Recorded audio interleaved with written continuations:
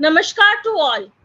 I, Shalini Jindal from Accounting Standard Board, is inviting all my delegates for this yet another very informative webinar on government grants. We are here to understand the nitty-gritties of this standard, and this would basically cover AS 12 and 22 Ind AS. So here I am with my panel of speakers, CA Praveen Kumar sir, CA Alok Garg sir, and very young and energetic moderator for today, CA Neha Arora ji. And I welcome you all for this webinar, and I hope you will be having a good experience during this webinar. Neha ji, now I hand over the dais to you to please take over the proceedings. Thank you. Thank you, Shalini ji. I welcome you all to this webinar on government grants conducted by ASB of ICAI. I welcome the panelists, CA Praveen Kumar ji, CA Alok Garg ji, CA Pramod Jain ji, Chairman ASB of ICAI, and Vice Chairman CA Abhay Chajar ji, and the participants who are connected with us to enhance their knowledge on government grants. CA Pramod Jain ji is traveling. He would be connecting with us soon. So I am reaching out. I would be going through the profile of the speakers for the day. CA Praveen Kumar ji is a senior partner and national head of assurance division of ASA. He has over 31 years of post-qualification experience and a member of AASB. He was earlier a member of NACAS, Accounting Standard Board, and Expert Advisory Committee. Besides, various research groups and committees of Indian CA Institute. The second speaker for the day, CA Alok Garg ji, is a seasoned professional, is a member of ICAI. He has done diploma in IFRS from ACCA London, and he has over 16 years of experience in the field of finance and accounts, and currently working as a general manager of finance as a financial reporting and assurance. So we would be conducting this session on government grants. We would be covering AS and Ind AS both. So my first question is to Praveen sir. What do we understand with government grants and its relevance for financial statements? Over to you, sir. So thank you very much, Neha ji, and I'm grateful to the Institute for giving us this opportunity to come and share our thoughts. I'm also thankful to Pramod ji for remembering us. We are always there to share our knowledge, experience with the audience. Before we start, I would like to, mention one thing. Whatever Alok ji and me, we will be sharing with you, these will be our personal opinion and thought. This will be based on our own understanding of the standards, individual understanding.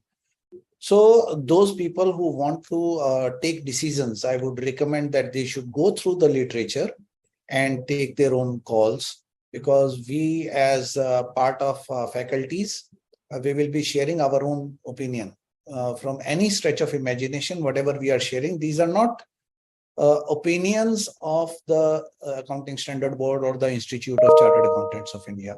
So before taking any professional call, I would recommend that you take your own study of the literature.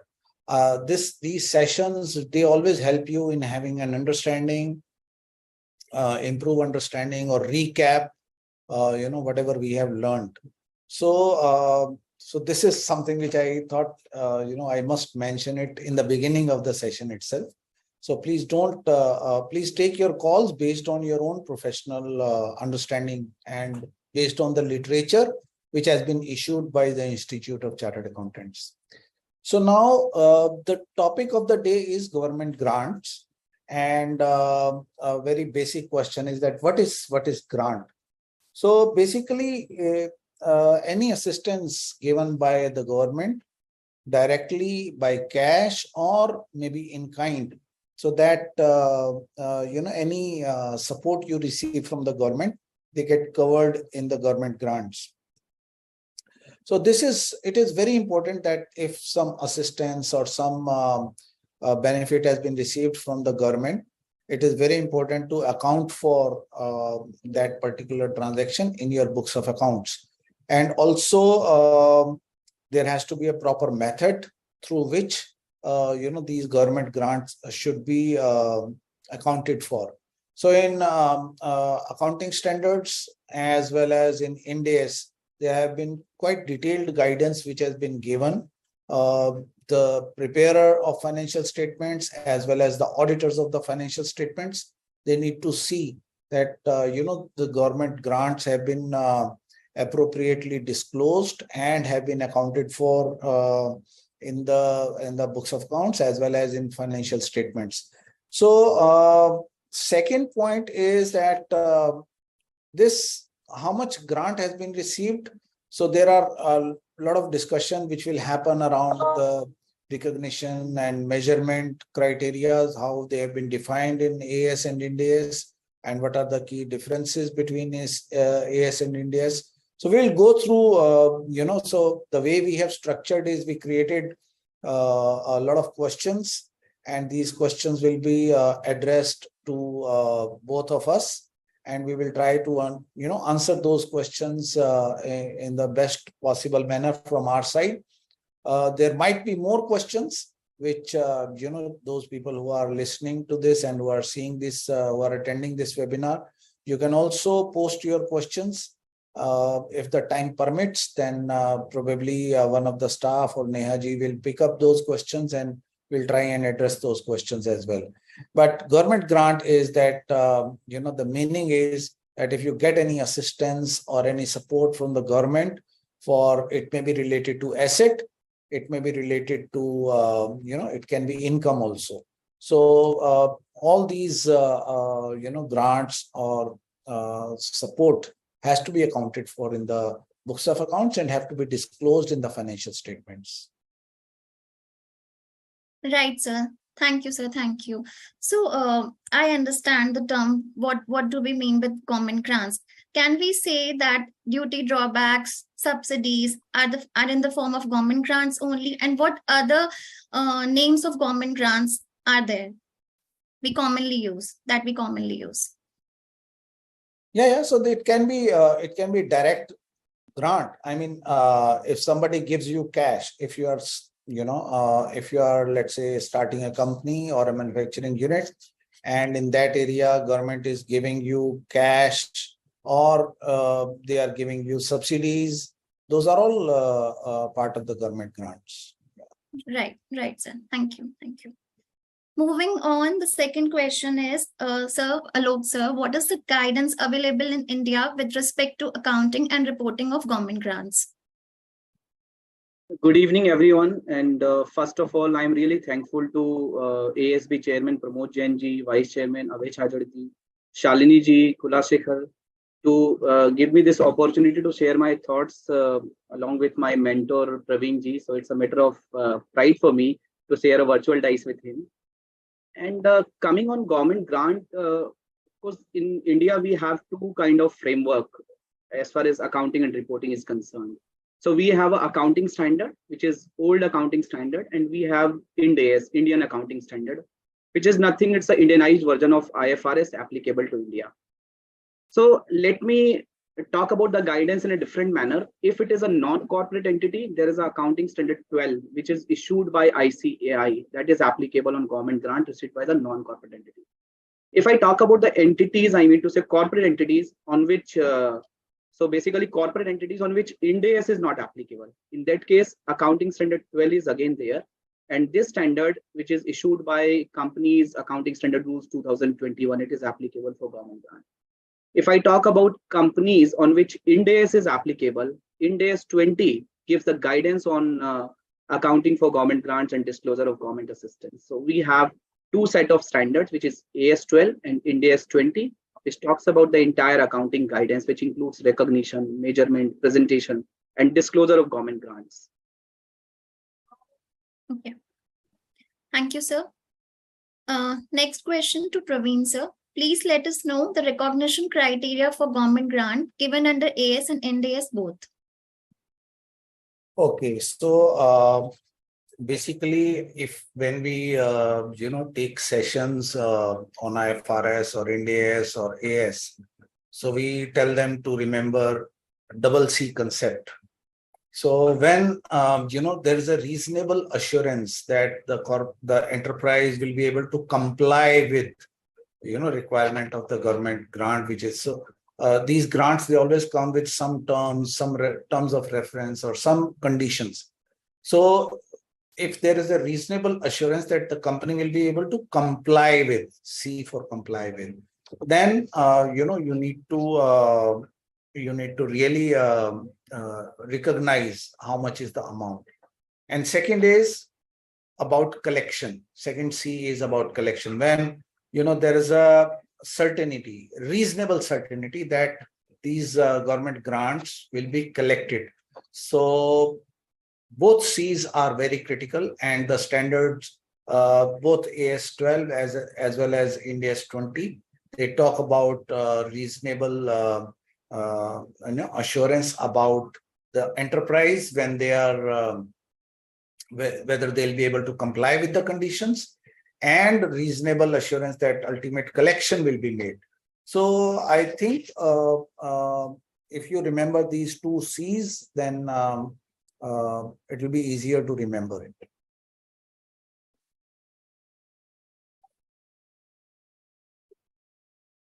Neha ji, आपको unmute करना होगा. Sorry, yes. Thank you, sir. Next question to Alok sir. Sir, define the inclusions and exclusions from government grants as laid down under AS and Ind AS both. Yeah, so to start with, as far as inclusions are concerned, so every grant, every subsidy, every grant, every assistance given by the government or government agencies or government entities to any entity is covered under the purview of AS 12 as well as Ind AS 20. But both the standard provides a negative list. So the exclusions are mentioned, the inclusions are not mentioned. Right? So everything is government grant which is provided by the government in terms of subsidy and benefits. But there are 3-4 things which are excluded, which are specifically given in Ind AS 20 and AS 12. In AS 12, there are 3 exclusions, and in Ind AS 20, there are 4 exclusions. So to start with, if government is giving a tax assistance in terms of income tax benefits, for example, if an entity is operating into a backward area and government is providing an income tax holiday, accelerated depreciation, income tax benefits, right, which resulting into the lesser outflow of taxes from that entity. So these kind of benefits are not covered in government grants, and these are specifically dealt by AS 22 in accounting standard and Ind AS 12 in Ind AS. Now coming to the second exclusions.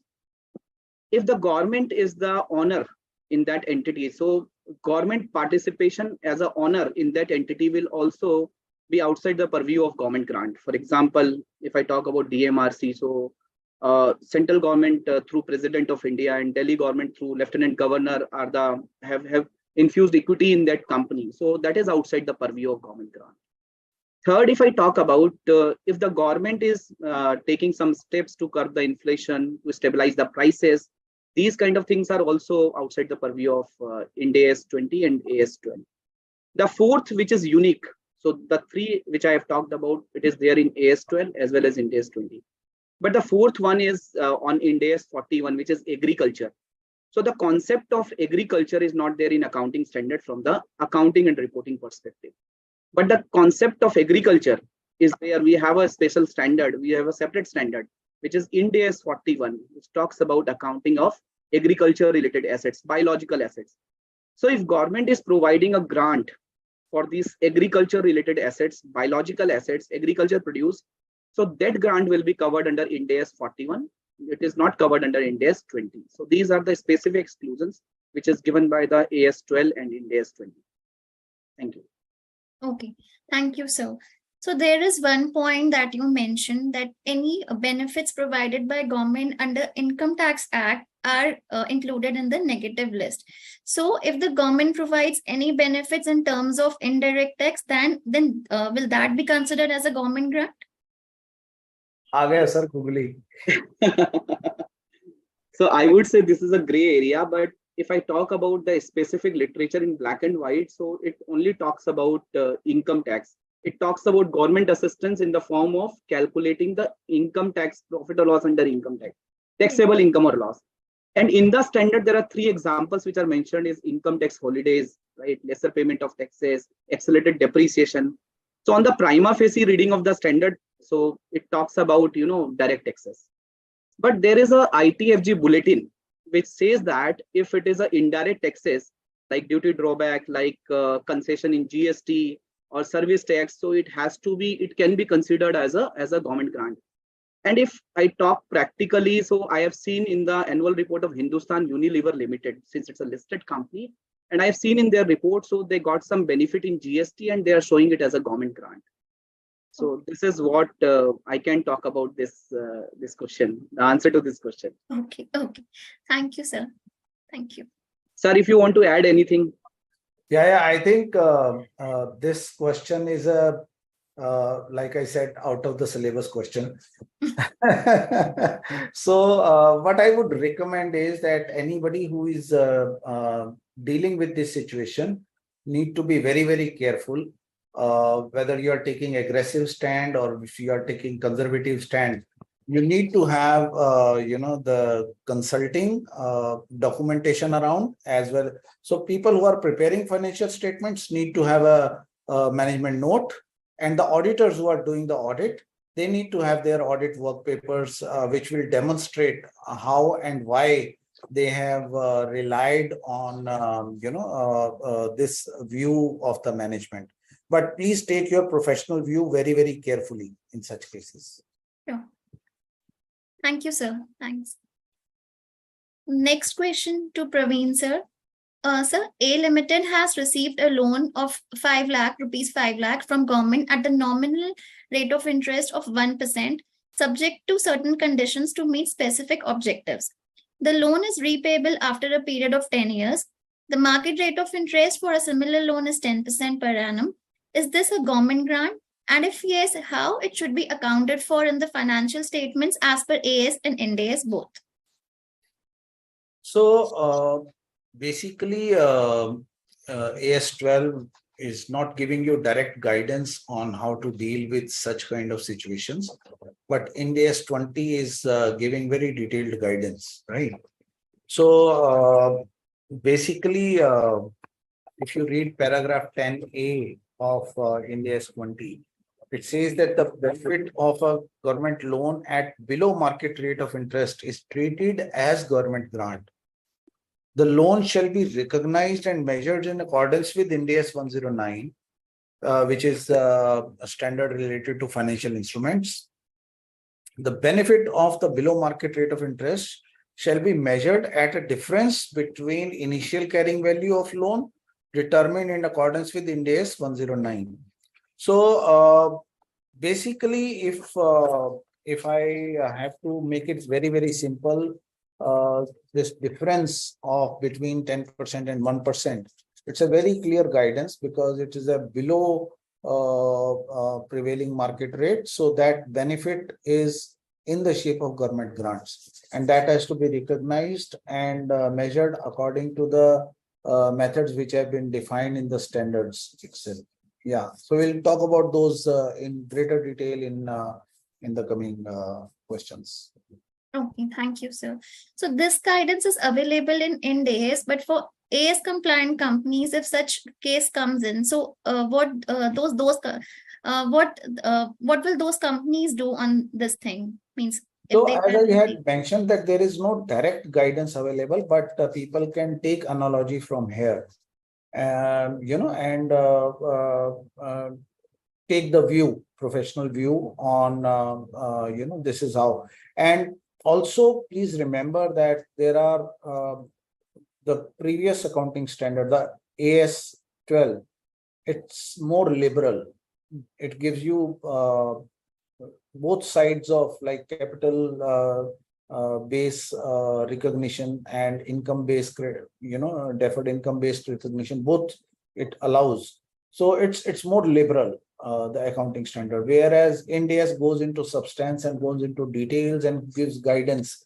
So like if you refer para 5.1.1 of Ind AS 109, it gives you how to recognize in such kind of situations. But to answer it, you can recognize it accordingly. the difference has to be recognized. Right. Understood. Thank you, sir. So in continuation with the previous question, our next question is, so we understood that loans given by government at less than the market rate of interest is a government grant. What if the loans given by government are not to be repaid? So forgivable loan, again, AS 12 does not give you direct guidance on that, but Ind AS 20 gives you direct guidance on that, because they have to be recognized as a government grant because they are forgivable loans. Yeah. Okay. Okay. Thanks. Thank you, sir. If you want to add to this, I mean, whatever I... No, that is perfectly fine, sir. I think you have covered in detail.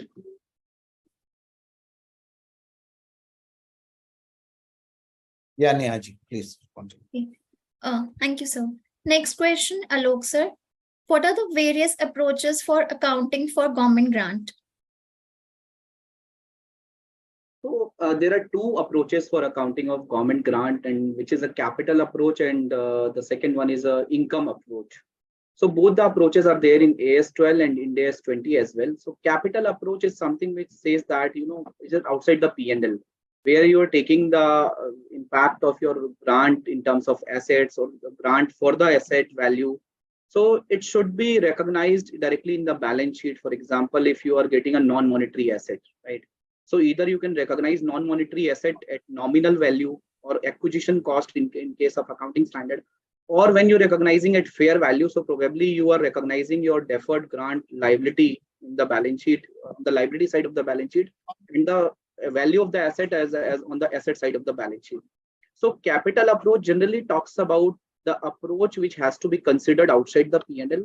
But when we talk about income approach, it is something where the grant has to be recognized over the period of the conditions, or grant has to be recognized in relation to or in proportion to the expense which have been recognized over the period. So these are the two approaches which we take care in case of accounting of government grant. Okay, thanks. Thank you, sir. Moving ahead, next question to Praveen, sir. Sir, how are the grants related to assets are presented in the financial statements? Yeah, like Alokji just mentioned, that as per AS 12, let's talk about that, showing the grant as a deduction from the gross value. So if your asset value is 100, and if you received a grant of, let's say 60, you can show the asset value as 100 minus 60, 40. And then, you can do your accounting accordingly. Second is that, okay, you book your asset at 100, and then you book your grant on deferred income based on a rational basis or whatever the terms of conditions are. So basically, if it is a non-monetary item, then in Ind AS, it is clearly mentioned that you have to recognize it at a fair value.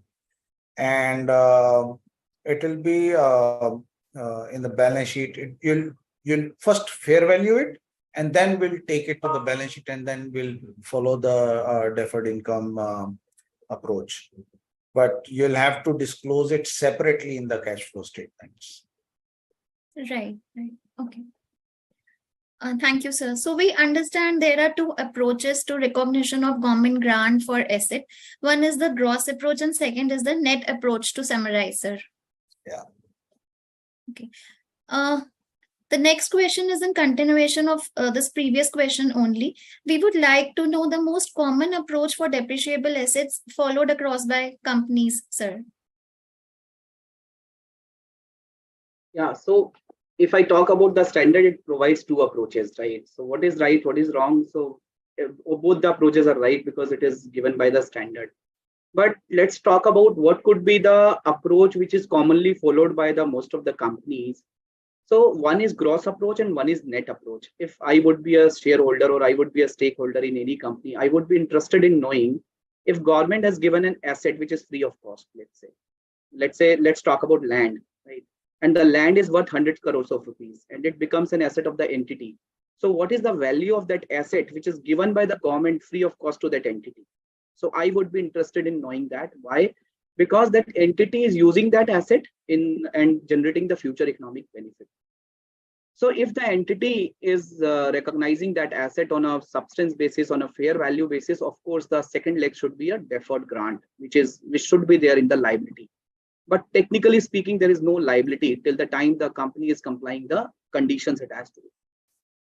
So to me, having said that, if the government has even given a grant, so gross approach is more appropriate, where one has to have a knowledge about, or one has to have a information about what is the value of the asset which is given by the entity, given by the government to that entity, right? So that is one.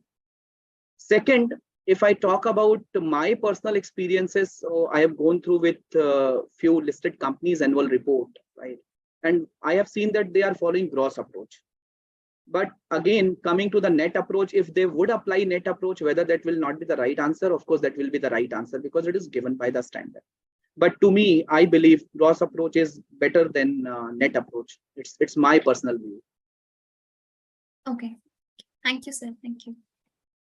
Next question to Praveen, sir. Sir, how are the grants related to income presented for in the financial statements? So both AS12 and Ind AS 20. So first, you need to credit in your statement of profit and loss and put it in the other income, or you can, if these are for specific expenses, then you can reduce it from those expenses.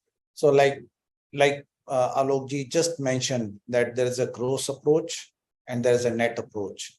So both the standards, they allow, you can put it in the other income, and you can also reduce from the expenses.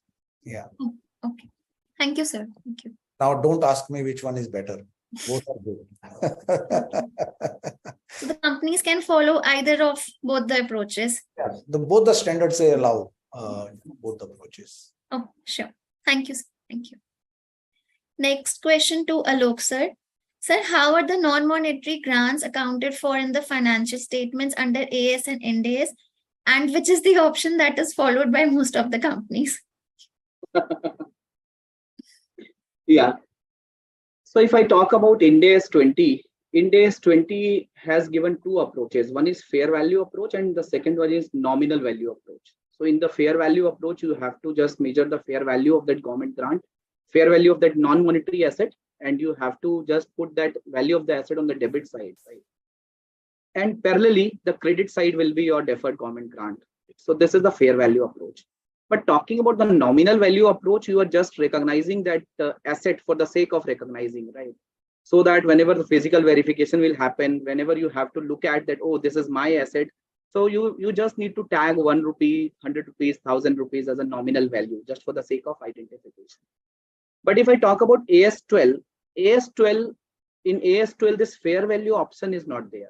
AS12 says that if there is an acquisition cost, for example, government has given this land free of cost, and government has told that you just need to pay a stamp duty on that, right?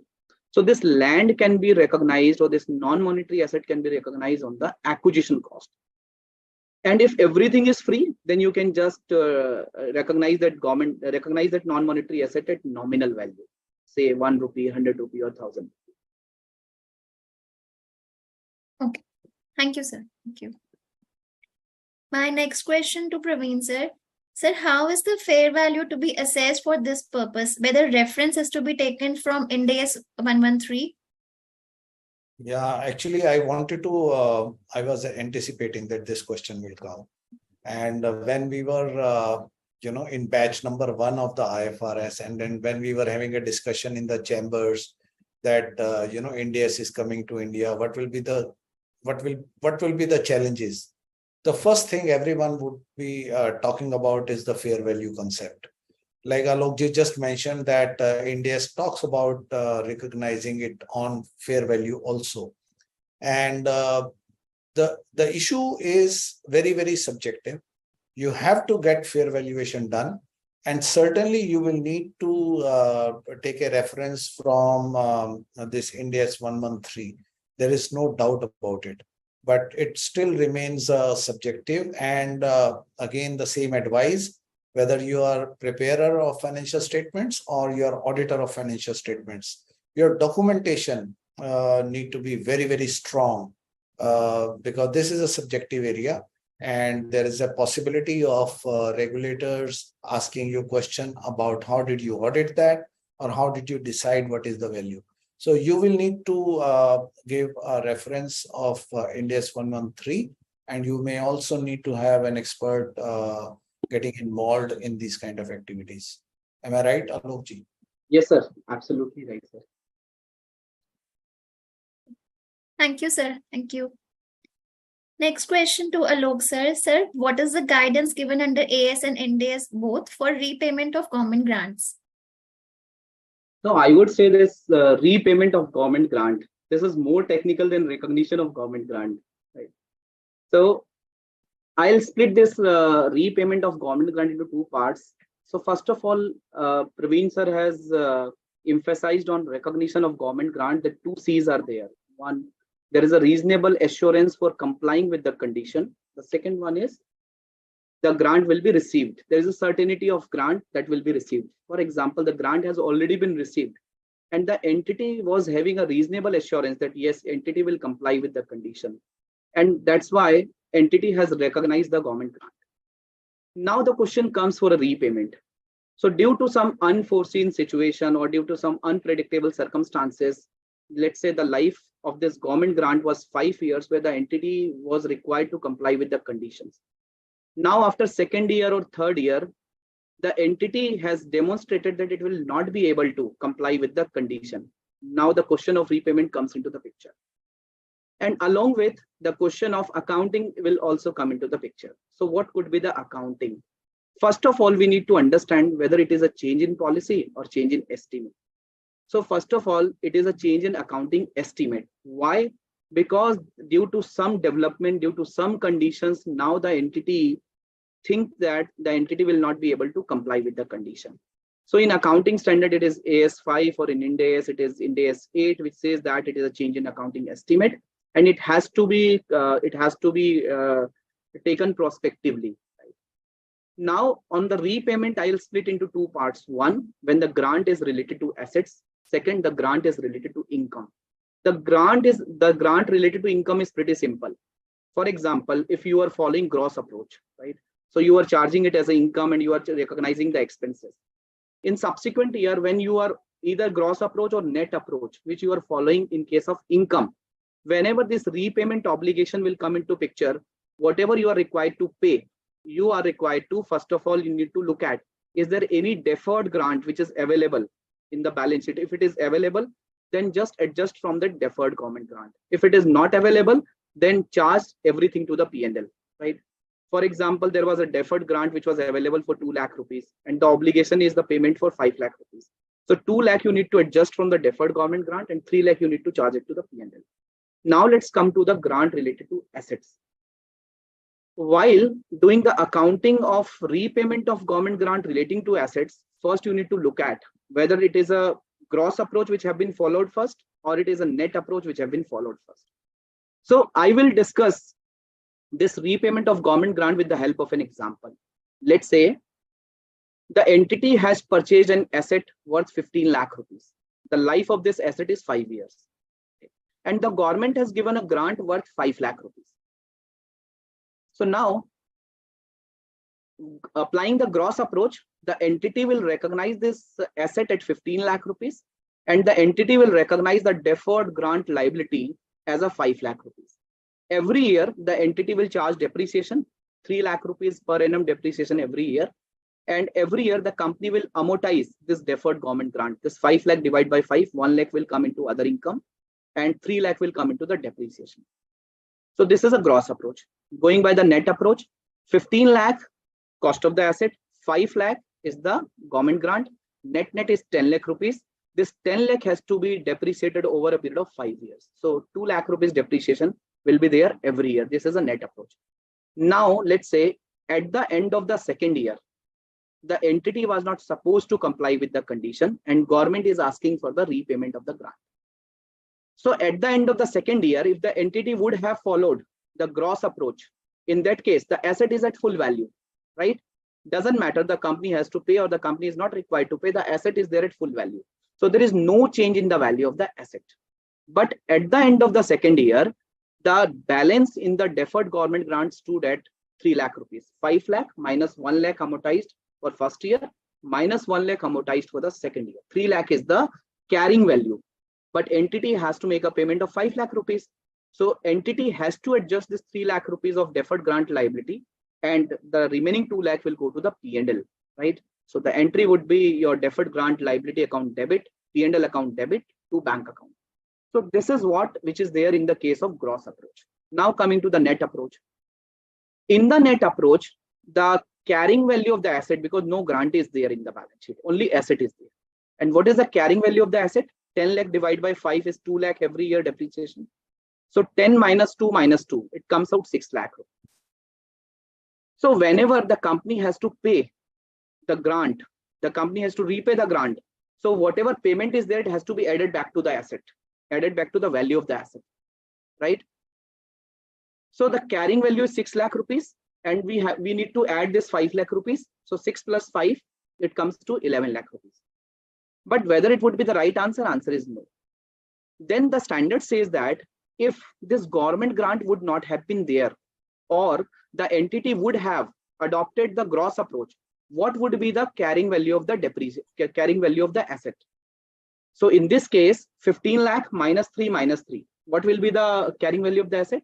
9 lakh is the carrying value of the asset. So what is the value which is coming now? 6 plus 5 is 11 lakh. So we need to charge 2 lakh rupees as an accelerated depreciation, right? So in this case, since we were following the net approach, so the entire 5 lakh rupees will go to the P&L, and this depreciation of 2 lakh rupees is required to be charged, and the carrying value of the asset will comes out to 9 lakh rupees. So this is how this accounting for repayment of government grant will happen. Thank you. Thank you, sir. Very, very nicely elaborated, sir. Thank you. So moving on, Praveen, sir, what is the interplay of AS5, Ind AS 8, AS5 or Ind AS 8 with AS12 or Ind AS 20 government grants? I think we have already covered this. Alok sir has already told us that this is a change in accounting estimate that it has to be accounted for in accordance with AS5 or Ind AS 8. So AS5 talks about correction of previous year adjustments, right? So AS12 talks about it. It relates with AS5, and then it says in the current year that these were the errors or adjustments related to previous year. That's AS5. Ind AS 8 says if there is a change in management estimate. So in Ind AS environment, when we are talking about Ind AS 20, and if there is any such thing happens, then we go to Ind AS 8 and we say that, okay, this is a change in management estimate. So whatever effect is happening now. So in in AS environment, it will become extraordinary item, right? So in Ind AS, it's like Ind AS 8 is applied and change in management estimates. Thank you, sir. Thank you. Next question to Alok sir. Sir, how are the government grants shown in the cash flow statement under both the framework? Before answering this question, let me define what is a government grant, the typical definition in the standard. So government grant is the assistance in the form of, so government grant or assistance by the government in the form of transfer of resources to the entity. Why?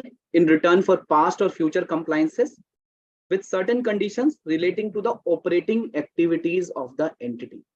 So why government is giving a grant? The government is giving a grant. The government is transferring some resources to the entity in lieu of past compliances or future compliances with the activities relating to the operating activity of the entity.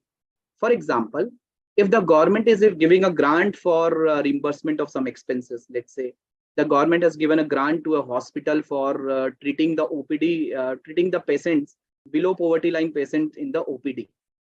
So whatever the government is paying, right, the entity is making an expense and the government is paying to the entity. And when you prepare your cash flow statement, it starts with profit before tax. Right? So there is no separate disclosure in this particular thing. Right? So there is no separate disclosure that what government grant we have received in cash flow statement and whatever we have paid. So it comes from the root of profit before tax. Number two, in the plain vanilla cash flow where we are preparing the cash flow statement, we are showing three activity: operating activity, investing activity, and financing activity. In operating activity, when we start with profit before tax, we are doing the adjustment of non-cash item and non-operating item, which is either investing or financing. So operating activity cash flow talks about the operations of the entity, the cash flow which is used, you are generating or expending from the operations of the entity. Coming to the investing activity, it talks about the long-term capital asset of the entity, your investment, your procurement of PP, intangible asset, disposal of PP or intangible assets, right?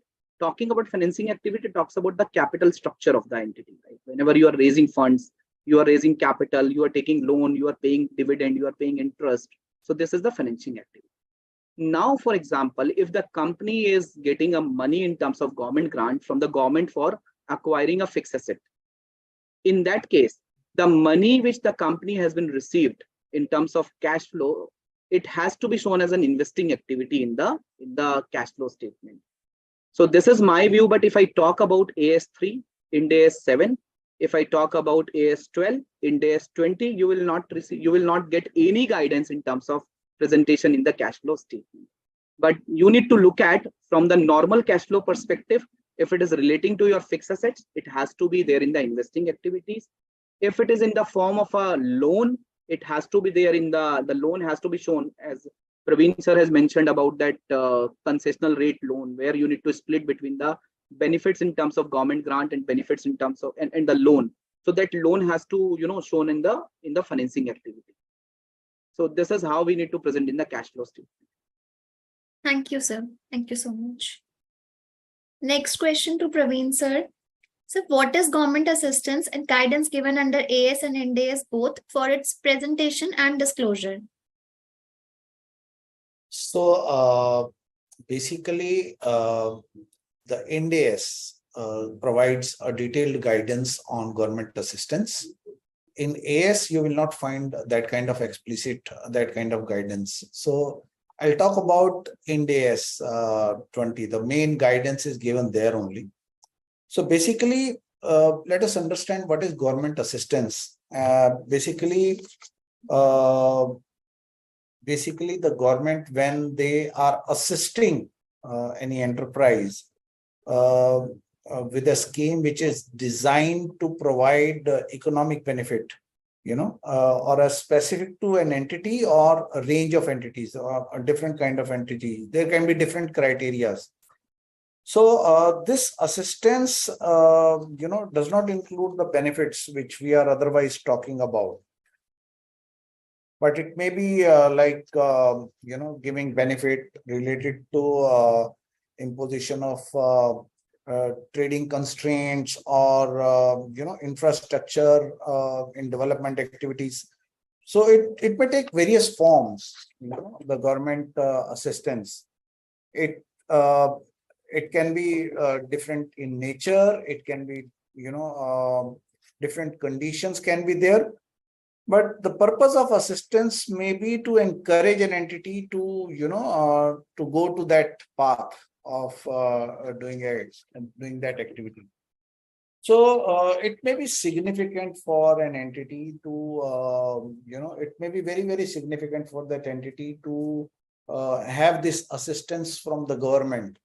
And this is what we were also talking before this webinar, that government assistance is a indirect way of government providing help to the enterprise. So once these resources have been provided, they need to account for. This Ind AS 20 is very clearly telling that this is required to be accounted for, and a disclosure has to be made for this. And secondly, it is also desirable that the entity which is getting these kind of assistance, they need to, the entities which are benefited So they need to really account for, and they will need to make a disclosure. And maybe it can be related to previous years, it can be related to a group of entities. So this enterprise, which is the reporting entity, maybe one of those. So they will need to, identify how much benefit they are getting from this government assistance. But the guidance is primarily given in Ind AS 20. So whenever we talk about government assistance, the guidance need to be drawn from Ind AS 20. Yeah. Oh, thank you, sir. So just to add on, so when I was an Ind AS student way back in 2009, and when first time I read this standard, so the title of the standard was Accounting for Government Grants and Disclosure of Government Assistance. So one thing which came into my mind, that the title is Accounting for Government Grants. So whether government grants needs any disclosure, then I found that yes, the disclosures are there for government grants. Then what is the relevance of the second part of the title, which is and disclosure of government assistance? Then I realized that government assistance only realized disclosures. And when I move on in the standard, and when I reach to the definition, again my confusion has started increasing. So when I read the definition, it says that government grants are assistance provided by the government in terms of transfer of resources. So then I thought the definition of government grant is again assistance provided by the government. Then why the disclosure of government assistance is separate? So then I realized that there are two things. One, when the government is actually transferring the resources directly to the entity. Right? Second, when the government is doing something for encouraging the entity to do the business in the rural area or whatever. For example, the government has given an access to the trading portals, right, where you can find vendor, you can find customers, you can find suppliers. Government is developing infra, which is indirectly benefiting to that entity. So the distinguishing factor is probably the government grant is that where you have a value attached to it. But the typically government assistance is there where you don't have a value placed to it. So for government assistance, we do have a qualitative kind of disclosure. For government grants, we have quantitative as well as qualitative disclosure. So this is something from my side. I thought I should share my experience of the initial days. Yeah, very useful. Thank you, sir. Thank you. That was a very useful point, definitely. Next question to Alok, sir. Sir, XYZ Limited received a piece of land for nil consideration from the government in order to set up a manufacturing unit and carry on its production activities. The fair value of this land on the date of receipt is INR 20 crores. How should XYZ Limited present such grant in its financial statements? So this is a non-monetary grant or grant in terms of for the fixed assets. So as we have already discussed in the previous questions, so in case of Ind AS, two approaches are there. Two approach, I mean to say, either you can take this grant on a fair value basis, or you can just recognize this grant on a nominal value basis. So the fair value of the grant is 20 crore. So in this case, we have to show this asset, this land, as a 20 crore rupees, and the counterpart credit goes to the deferred grant liability, which the companies are showing under non-current liability. Okay. And the next 1 year portion as a current liability. Second, if we have to recognize on a nominal value approach, probably 1 rupee or 100 rupees, we can take it at 1 or 100 rupees, right? Then coming to accounting standard 12, in accounting standard 12, it talks about two things. One, either you can recognize this asset at acquisition cost. So if this company has spent some money for the stamp duty or getting it registered in the name of the company, probably that will be the value of the asset. That will be the value of land at which this company can recognize in the books of accounts. The second one is again the nominal value, which is same, which I have already explained in the Ind AS scenario, which is either 1 rupee or 100 rupees. Thank you, sir. Thank you. But just one thing I want to highlight, that in Ind AS, it cannot be 20 crore. Sorry, in accounting standard, it cannot be 20 crore rupees. In Ind AS, it can be 20 crore rupees. Thank you, sir. Thank you. Next question to Praveen, sir. So A Limited was following accounting standards as its reporting gap till 31st March 23. Now, since it has met the threshold for Ind AS applicability, so it will be following Ind AS from financial year commencing 1st April 23. Is there any guidance available in the Ind AS regarding this? So this used to be, the last session of any batch. We would talk about Ind AS 101, and we will recapture all the guidance which have been given in various standards, and then we would. This used to be favorite of Alokji. This session used to be, because he would recap all the standards, and then he would create different kitchens and drawing rooms and all that kind of stuff, picking things from here to there. But just to give answer to this question, because this is specifically, I think, this question is created for this session. So one is that you'll need to create a balance sheet year before 31st March 22. Then you will need to have 22-23 comparable P&L, which will be used for 23-24 financial statements. So there is a very detailed guidance which is available, yes, in Ind AS, and there is a separate standard for it, which is called Ind AS 101 and IFRS. In case you're applying IFRS, then IFRS 1. But in Indian scenario, it is Ind AS 101, which you will need to apply. And there is a very detailed guidance on what standard has to be. There are some options, there are some compulsory options, there are some exemptions, there are some compulsory exemptions. So all these things need to be taken into account. But yes, to answer your question in a straightforward manner, yes, there is a guidance. Guidance is given in Ind AS, and there is a separate standard Ind AS 101, which talks about this particular aspect. Thank you, sir. Thank you very much. Next question to Alok, sir.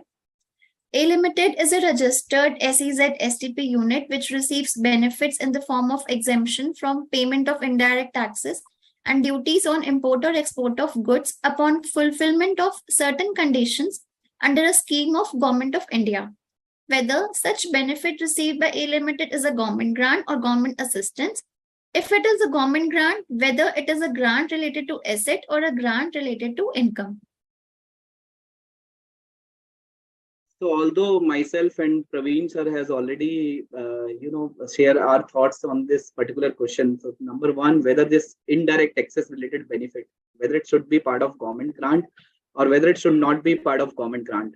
And as mentioned by Praveen sir, of course, this will require a professional judgment. This will require a proper consultation that whether you will take it as a government grant, you will not take it as a government grant. But whatever guidances we are having or which are available, right, as far as literature is concerned. So number one, again, I'm reiterating my response on this. Number one, if I talk about the negative list or exclusions, it is typically talking about income taxes, right?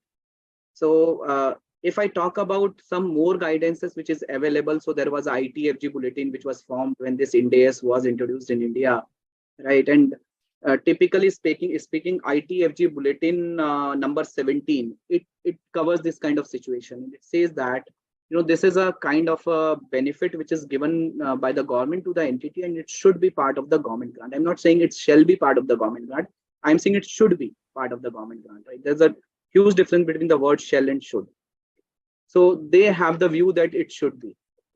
So this is my take on this particular thing. Then talking about whether it should form part of your asset or it should form part of your income, if this benefit is related to the fixed assets, probably it will be covered as a part of the asset, government grant related to asset. If this benefit is related to the OPEX item, probably it will be as a grant as a income.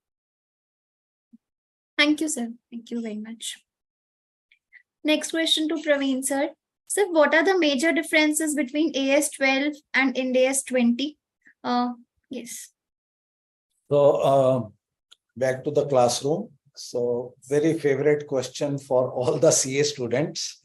And there has to be an answer in, point number 1, point number 2, point number 3. I've noted down some on my piece of paper so that I should not forget any of those. So one is, that AS 12, it requires that asset is given by the government at discounted price. Then the asset and the grant shall be accounted for at acquisition cost. Further, the asset given free of cost are to be accounted for at nominal cost, acquisition cost as well as nominal cost in AS12. Whereas, as Alokji also mentioned, in Ind AS environment, we will have to see the fair value. That's the first difference, right? So acquisition cost as well as nominal value in AS, fair value as well as nominal value in Ind AS, primarily fair value. Second is about the approach. AS12 gives you two approaches. Like I mentioned, it's more flexible. It gives you capital approach as well as income approach. Whereas Ind AS 20 primarily talks about income approach, right? Third one is AS 12 talks about only government grants, whereas this standard also talks about government assistance. That is also one of the key difference between both. And then the government grants in the nature of promoter contribution can directly come from can be directly put in the capital reserve. Whereas in Ind AS environment, it has to go and to be treated as deferred income. Then like alternative treatment of grants, you can reduce from income from the value of the asset. Whereas this I have already mentioned that, there can be capital approach or income approach. And here in Ind AS environment, we are primarily talking about income approach. Primarily, if you look at it from a distance, from a very high level difference, Ind AS 20 gives you much more guidance, even though it is substance based, but it is much more, it is elaborating a little more. It is elaborating the different kind of grants, different kind of assistance, which can be we talked about this lower rate of interest. We talked about, waiver of interest. We talked about different kind of assistance, which, so there's a guidance which is available in Ind AS, which is much more elaborate. AS 12 was little more, flexible. Thank you, sir. Thank you very much. Next question to Alok, sir. Sir, government gives a grant of INR 10 lakhs for research and development of H1N1 vaccine to a pharmaceuticals company. There is no condition attached to the grant. Examine how the grant needs to be recognized. So two things are there for recognition. One is reasonable assurance for complying with the condition, and in this question, the conditions has already complied with. There is no condition attached to it as of now. Second, there is a reasonable certainty for receiving the grant. Right? So the grant has already been received. So in this case, the entire amount will upfront go to the P&L, in my view. Right. Thank you, sir. Next question to you, sir, only. Do we have to check for impairment on assets which are provided as a government grant? Nice question, I would say. So the word impairment, if I talk about, so impairment is for the assets, right? When you are depreciating or when you are reducing the value of the asset. So for talking about the impairment, typically in case of government grant, first we need to again look at, have you followed gross approach or have you followed net approach? Number one.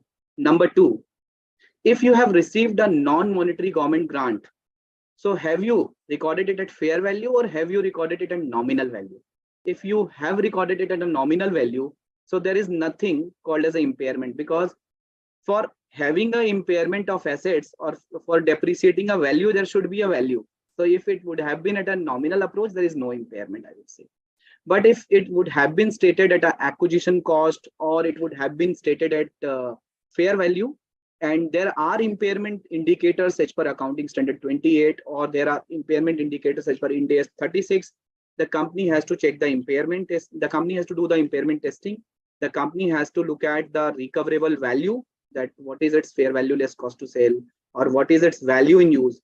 And if that recoverable value is lower than the carrying value in the balance sheet, then yes, this impairment has to be there. Impairment has to be charged. Right. Thank you, sir. So in both the framework, we have to take the guidance from the standard on impairment of assets. And then only we have to calculate the impairment and provide for accordingly. Thank you, sir. Next question to Praveen, sir. So sometimes the government provides immediate financial support to the entities as compensation for expenses or losses incurred. How will this be accounted for in the financial statements? So basically, again, I reiterate that the guidance is given in Ind AS 20. AS 12, you will need to draw your own reference and you will need to have your own view.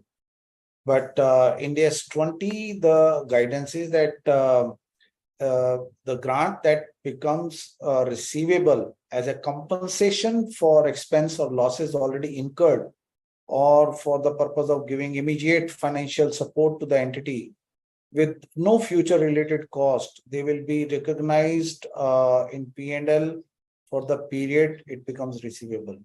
But I think this formula will also become applicable in AS as well. Thank you, sir. Thank you so much.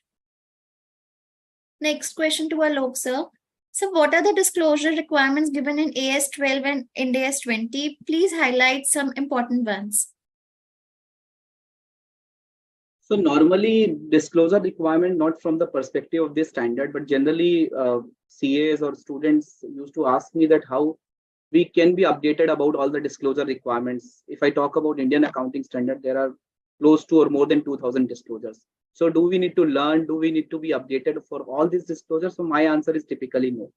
Right? Because of course, being a professional, we are always referring the guidance. That is number one. Number two, if I think as a shareholder, if I think as a stakeholder, what could be the right information for me, right? So let's say if I'm looking at a government grant in the balance sheet of a company or in the financial statement of the company. So I would like to understand what is the accounting policy adopted for government grant. That is number one, because there are various options which are available for the accounting of government grant, right? Second, I would be happy in knowing that what would be the method of presentation followed in the financial statement for the government grant. So I think this is the first disclosure which should be there for in the case of the government grant. Second, the nature and extent of government grant recognized in financial statement. Again, it is very, very important. For example, if you have received 10 lakh rupees in the first year, the government has given you 10 lakh rupees, but you have to comply the condition in the next 5 years. Okay. So you got 10 lakh rupees, but you have recognized 2 lakh rupees as an income, or you have just adjusted this 2 lakh rupees, right? So what is the nature and extent of government grant which have been recognized in the financial statement? That is also important to know as a stakeholder of that entity. Third, for me, this is something where the company or entity may require to repay the government grant in case the conditions have not been made. So it is important to understand that whether there is any unsatisfied or unfulfilled conditions are there, or is there any contingency which is attached to it, which may lead to an outflow in the future. So consolidating these three aspects, I believe there are three important disclosure in Accounting Standard 12 and Ind AS 20. Number one, your accounting policy adopted and method of presentation. Number two, nature and extent of government grant recognized in the financial statement. Number three, any contingency relating to that government grant and any unfulfilled conditions relating to the government grant. Thank you, sir. Thank you. Also to add, what Alokji mentioned was, it is very important for any preparer of financial statement or auditor to remember this, that, the framework of accounting standard, it gives a characteristics, and it's very, very strongly highlighting the concept of relevance. This is one of the characteristics of the financial statements, and it's very important to provide relevant information, basically which is relevant for you as a stakeholder to understand what exactly is the transaction and what exactly is the call taken by the company.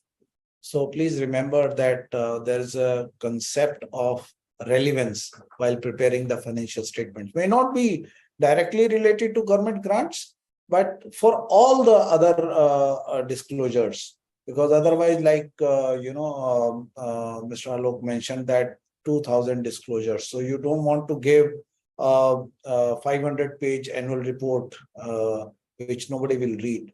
So you need to give relevant information in the financial statements. Thank you, sir. Thank you so much. Next question to you, sir, only. A Limited received a grant of 20 lakhs to defray expenses for environmental protection, and entities expected to incur INR 6 lakhs every year for the next 5 years.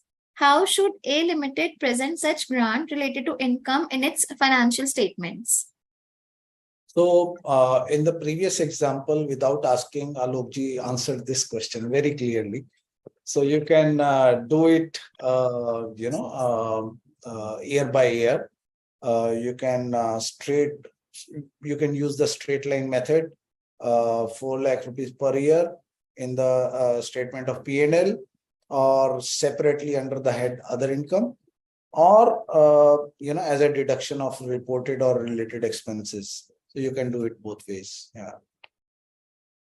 Thank you, sir. Thank you. Next question to Alok, sir. Sir, an entity opens a new factory and receives at the beginning of the year a government grant of INR 40,000 in respect of a capital equipment costing rupees 2 lakhs. It depreciates all its plant and machinery at 20% per annum using SLM. Explain the presentation of the effect of this grant in both balance sheet and statement of profit and loss under both the methods permitted on AS and Ind AS both. So before providing my response in this question, I would like to appreciate Neha and the Accounting Standard Board for framing these questions, right? Where you have covered the entire 14 pages of Ind AS 20 and entire 12 pages of AS 12, I would say. Thank you, sir. You have touched every paragraph of these standards. Right? So now again, coming to the specific solution of this question. So we have three information. One, the cost of the asset is 2 lakh rupees. Number two, the government grant which have been received is 40,000 rupees. And number three is the rate of depreciation, which is 20% per annum straight line. So, or I can say that the life is 5 years. So again, for presenting the government grant or for accounting this government grant for this particular asset, again, we have two approaches, gross approach, net approach. So gross while adopting the gross approach, I have to recognize this asset at full value, which is 2 lakh rupees. And parallelly, I have to recognize a liability for that, which is deferred government grant liability. If I talk about my balance sheet, in my balance sheet, this asset comes under property, plant and equipment. And this liability as a deferred government grant comes under the other non-current liability or other current liability. So that is number one in terms of presentation in the balance sheet going by the gross approach. Now, what happens in the P&L? When you are adopting a gross approach, first of all, you have to depreciate this 2 lakh rupees over a period of 5 years. So every year you will have a 40,000 rupees of depreciation, which will go to the depreciation expense in the statement of P&L. And this depreciation expense is a separate line item, which is provided by Schedule 3 of the Companies Act. And even Ind AS 1 also says that this depreciation has to be shown separately in the statement of P&L. Now, what about that deferred government grant, which is 40,000 rupees? Again, this deferred government grant 40,000 rupees has to be made zero by the end of 5 years on a rational basis. So what could be the rational basis? It could be a straight line method, right? So every year we have to debit this deferred government grant liability and we have to credit the other income. So 8,000 rupees every year will come under other income and 40,000 rupees will come under depreciation if we are following gross approach. What is my net hit in the P&L every year? 32,000 is my net hit in the P&L. Let's say if I have opted for the net approach, in that case, my value of the fixed asset will be 2 lakh rupees is the value of the asset minus 40,000 rupees the government grant which I have received. So net cost to me, net cost to the company is 1,60,000 rupees. Now this 1,60,000 rupees has to be depreciated over a period of next 5 years. So 1,60,000 divided by 5 comes out at 32,000 rupees. So there is no other income, right? But there is a depreciation and the depreciation is 32,000 rupees only. So net hit in the P&L will be 32,000 rupees. In the balance sheet, only fixed asset will be there. There is no deferred government grant. Why? Because this deferred government grant has been netted off with the value of the asset. So this is how we will do the accounting. This is how we'll do the presentation in the balance sheet and P&L in this particular case. Thank you. Thank you, sir. May I now seek the permission of Praveen Sirji and Alok sir for other questions that have been asked? Yeah, please go ahead. The first question is, how is PLI incentive accounted for as per Ind AS 20? Sorry, how? How is the PLI incentive is accounted for in accordance with Ind AS 20? PLI. So, Alokji, you can, are you able to understand this question? No, sir. Neha, I think there is a background to this question, right? So you have to read that background as well.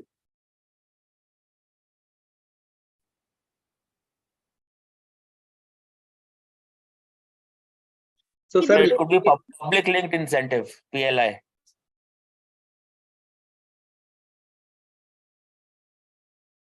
There is one question prior to this question. May I read out the same? Yeah. How does a company account for advance authorization scheme under Ind AS 20? Advance authorization scheme is a type of duty exemption scheme introduced by the Government of India under the Foreign Trade Policy. Under this scheme, exemption from the payment of import duties is given to raw materials or inputs required for the manufacture of export products. That is, you can import raw materials or inputs at zero custom duty for the production of export products. The purpose of this scheme is to make India's products competitive in the global market. When duties paid on raw materials are saved, it automatically brings down the cost of the final export product. And the question, how is PLI incentive accounted for? This follows this literature. So like, I'll just quickly share my thought and then we'll hand it over to Alokji. I think we discussed about government assistance. There can be direct government grant or there can be indirect government assistance. So I think when you read the whole thing, it indicates the kind of government assistance and it will get covered in these standards. That's my preliminary view. So maybe Alokji can add. Yeah, so I agree with your view, sir. But in this case, I think there is a kind of a duty drawback, or there is a kind of exemption which is there for the payment of taxes or payment of input, right? So basically, in this case, in my view, it should be treated as a government grant in the nature of income. So that is my view, sir. Yeah. So we are both on the same page. So there is a value attached to it. Yes. And also, this is not in the exclusion item. So that is also. Yes, sir. This is not in the exclusion. Yeah. Thank you, sir. So next question is, in case of state government subsidies relating to SGST, the actual receipt of grants is delayed for unreasonable time period for the reason that state government does not have funds to disburse the grants. In this case, when the same should be recognized as income. So if it's a case of specific case, then probably I would like to meet the person and give a legal opinion based on my chargeable hours. So, but talking about guidance given in the standard is very, very clear. It doesn't talk about if there is a delay because of reasonable or unreasonable reason. It doesn't give you any leeway on that account. So it's very, very clear about, if it is a grant, it has to be accounted for, it has to be disclosed. So that's what my take would be. Thank you, sir. Next question. Please elaborate on government loans for climate-related initiatives. So I think number one, if we talk about Ind AS, because in accounting standard, these government loans, either it is either concessional rate loan or forgivable loan, this kind of guidance is not there in accounting standard, but yes, the guidance is there in Ind AS, right? Number two, I think instead of activity that why you are getting that loan, if government is giving you a loan either for climate related initiatives or for other initiatives, until and unless the specific exemption is given, so probably the accounting will remain same, right? For example, instead of climate related initiative, if government has given a loan for some other initiatives or other activity, so it will depend if it is a forgivable loan. So of course the accounting has to happen in that manner. If it is a concessional rate loan, so again the accounting has to happen in that manner. So you have to split between the fair value of the loan, which has to be accounted as per Ind AS 109, and the benefits, which has to be accounted as per Ind AS 20. Sir, do you have any other views? Question? Yeah. Thank you, sir. Next question. Measurement and presentation of government grants depends upon the nature of the grant and the company's accounting policies. Can this be explained with the help of examples and the accounting consideration in each case? So Alokji, you can. Yes, sir. Yeah, measurement presentation of government grant depends on the nature of the grant and the company's accounting policies. Yes. So although we have, whenever this kind of accounting came, so we have explained with the help of the example, right? And if you want to refer it very practically, I still remember there is a balance sheet called as National Fertilizer Limited. So it's a listed company and you can find that annual report on the public portal, right? So number one, first of all, the accounting policy drives the accounting and it drives the presentation, right? There is nothing called as, the company can frame its own policy. So within the boundaries of whatever the choices which is given in the standard, the company has to frame a policy. For example, in Dibrugarh, so there was a company called as a BCPL, Brahmaputra Crackers Polymers Limited. So they are purchasing the raw material and they are getting a government grant, right?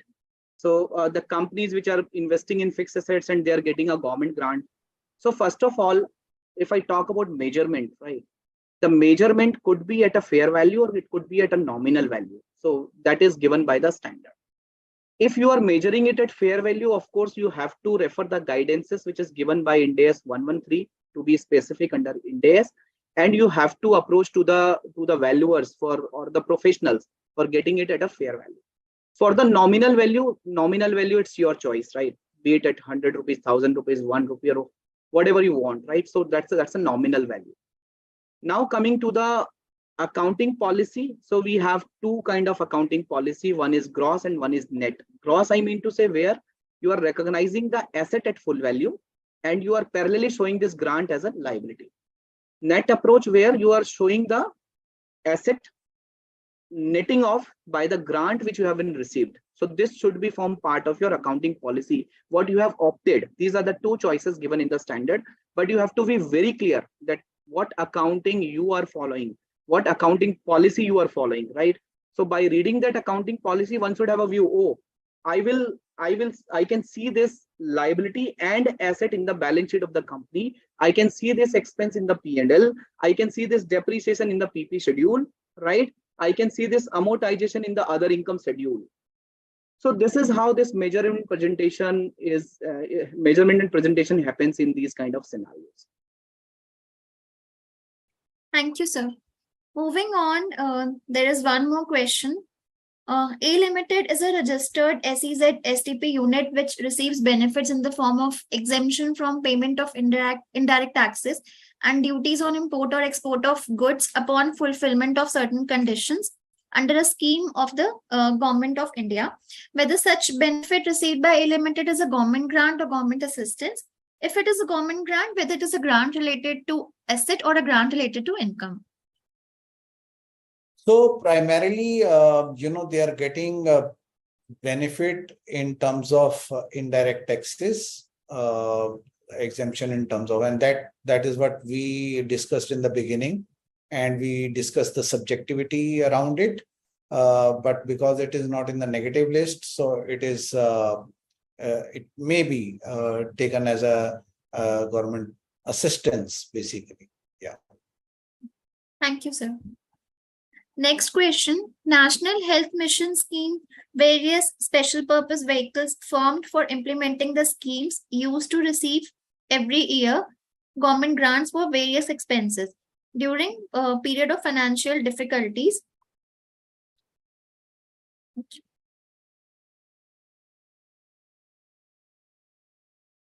Yeah, During period.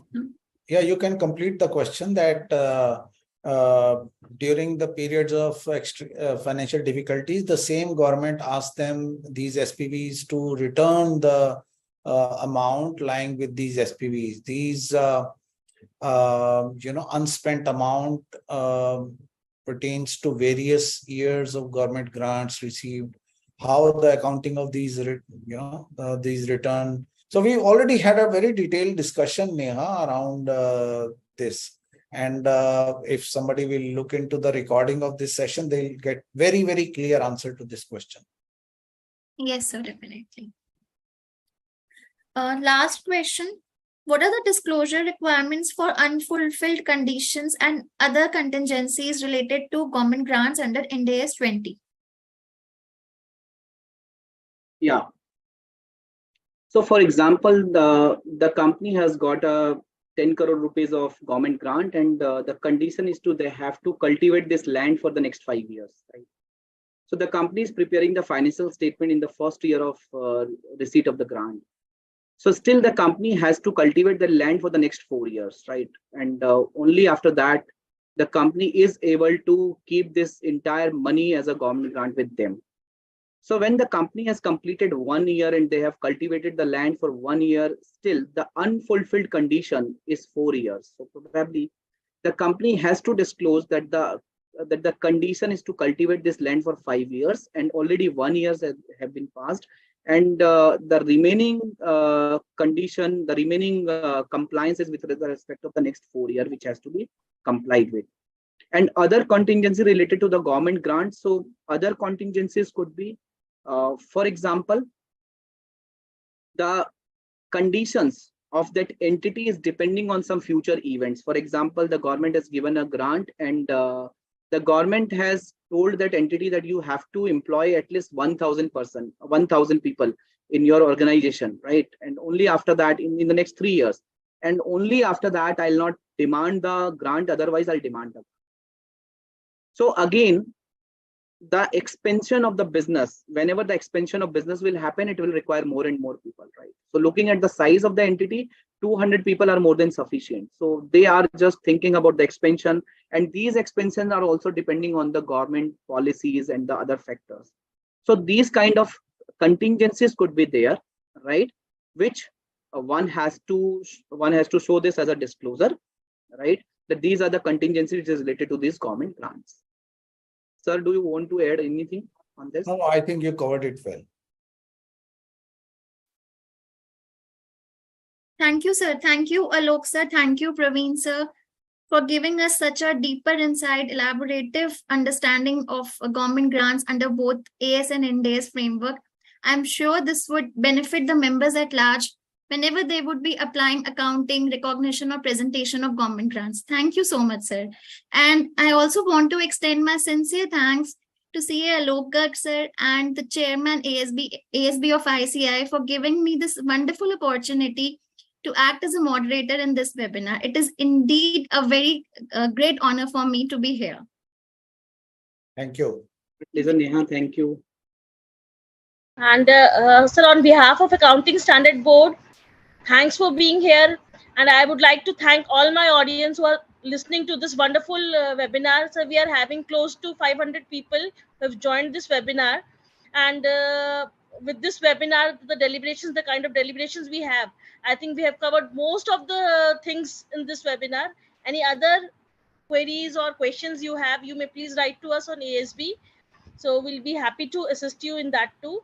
And I would like to thank our chairman and vice chairman in absentia for having these kind of webinars and And last but not the least, our learned faculties who are there for ASB all the time, sir. With your support and your guidance, we are able to actually disseminate this knowledge part of ASB.